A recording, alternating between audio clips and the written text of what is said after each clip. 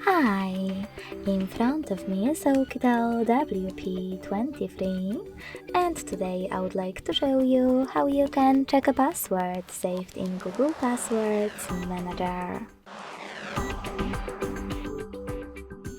First of all, go into Settings and scroll all the way down to access Google.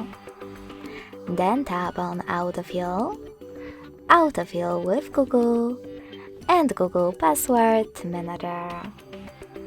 Following that, tap on one of your passwords that you wish to check and enter your current login method.